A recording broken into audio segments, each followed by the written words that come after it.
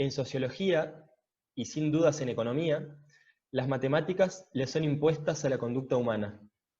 Esta imitación de las ciencias exactas por parte de la economía es una aberración epistemológica, precisamente porque la preocupación de las ciencias sociales por las matemáticas oculta la indescriptible, intensamente hermosa complejidad de la vida, una complejidad que desafía cualquier análisis matemático significativo.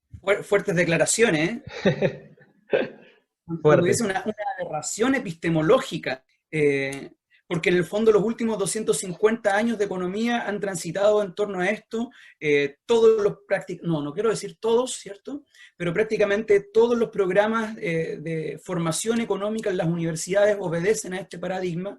Entonces decir que esto es una aberración epistemológica es pasar a llevar prácticamente todo un sistema de vida de los últimos 250, 300 años.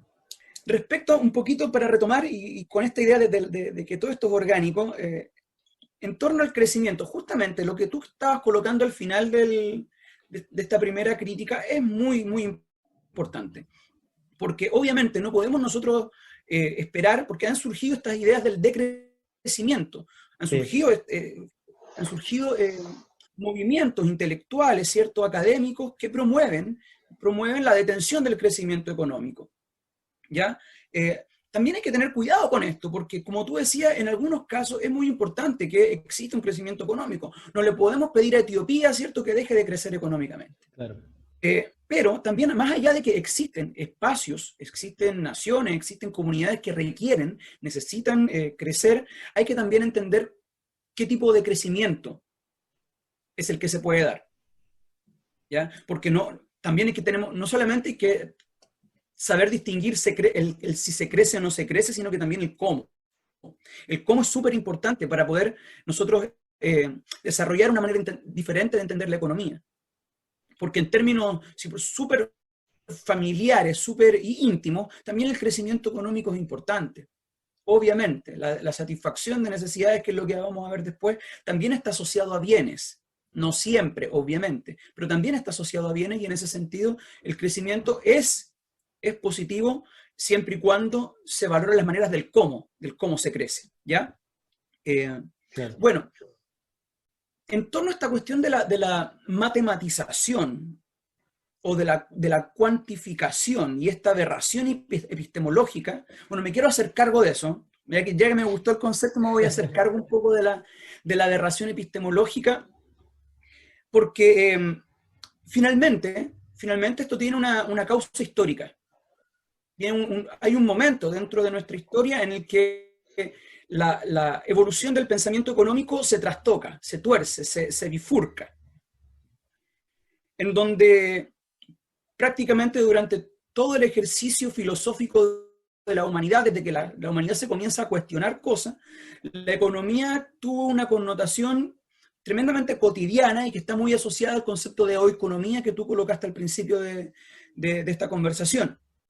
Pero existe un momento puntual entre el siglo XV y el siglo XVI en que todo esto se transforma radicalmente, se desconfigura, se desarma. ¿Cuál es este momento? Bueno, el triunfo del racionalismo, específicamente a partir de la difusión exitosa del pensamiento cartesiano. Repito, aquí tampoco me gusta establecer axiomas, ni demonizar, ni sacralizar. Yo a Descartes, por ejemplo, le agradezco el hecho de que haya sacado la ciencia del monopolio de la Iglesia. Pero también, dentro de lo que impactó el pensamiento de Descartes, hay elementos súper nocivos para lo que fue la trayectoria de nuestra civilización. Entonces dice, acá en el siglo XVI se produce una toma de decisiones civilizatorias. Se produce la acreditación por parte de la humanidad de un discurso, que es el discurso de Descartes, el discurso de Newton, en donde triunfa lo científico, lo demostrable, lo verificable, es eso, a partir de ese momento histórico, que adquiere validez. Es eso lo que sirve. Lo que no sirve para poder no solamente comprender mejor fenómenos físicos y abstractos, sino que también para poder replicar esa misma manera de entender el conocimiento a través de nuestra vida cotidiana. O sea, el cartesianismo está en prácticamente todas nuestras dimensiones de la vida hoy en día, más allá de la academia. Pero bueno, exclusivamente centrándonos en la cuestión de la ciencia económica o de la disciplina económica, él dice, bueno, todo lo científico, lo demostrable, lo verificable, es aquello que tiene validez a partir de ese momento y simplemente se puede verificar, demostrar a través de la matemática. Entonces, a partir de ese momento, la ciencia se asume como una necesidad. Y después Lina nos va a decir que no, porque la ciencia no es una necesidad. ¿Ya? Y desde ese momento, entonces, esa necesidad científica se vincula con la idea del racionalismo.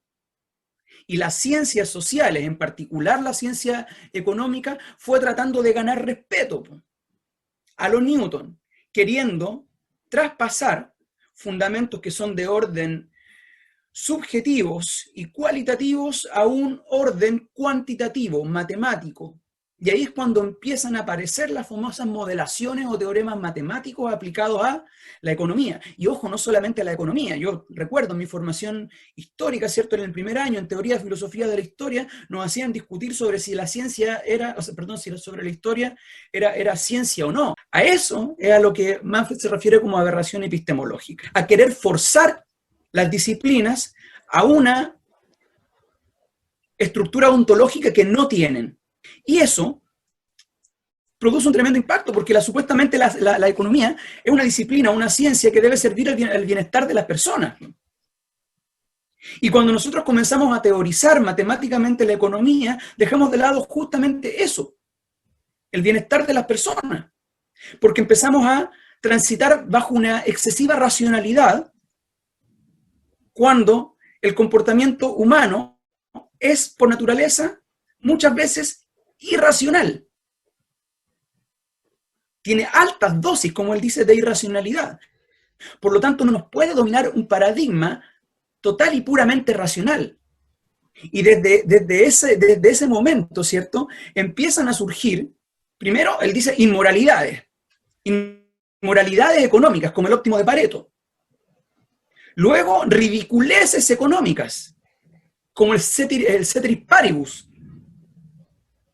bajo condiciones estables, bajo condiciones normales. ¿Cómo vamos a pretender que hayan condiciones estables, condiciones normales, para repetir modelos económicos sobre una base que es inestable, que es el comportamiento humano? O sea, él lo asume como, en términos argumentativos, como una reducción al absurdo, el ceteris paribus, lo científicamente absurdo. Sí, incluso Manfred dice que, bueno, que cuando un economista se equivoca, dice, bueno, me equivoqué porque ceteris non paribus. O sea, como, en realidad no se cumple eso. La pero realidad bueno, se equivoca, ¿no? Ahí va. El problema es con la realidad, no es con la realidad. Entonces, claro, en ese sentido, él dice, la economía es la única ciencia que no considera la experiencia humana. Porque dice, toda la ciencia, si los físicos se dan cuenta que se están equivocando, asumen, no, esto no sirve. Tenemos que replantearlo y tenemos que hacer otra cosa. Si los biólogos se equivocan, sí, esto está mal, esto no sirve. Y se replantean nuevas teorías, se hacen nuevos estudios. La química lo mismo, pero la economía, dice, la única ciencia o disciplina que se pone la camiseta de lo racional y de la teoría matemática con más fuerza que cualquier otra ciencia, desestimando la experiencia, desestimando lo empírico, lo que las propias sociedades, comunidades van realizando, van sintiendo, van explorando.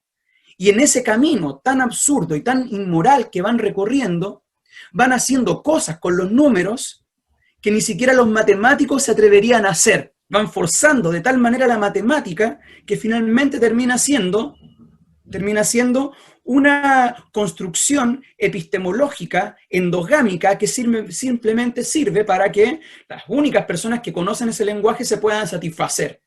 espiritualmente e intelectualmente.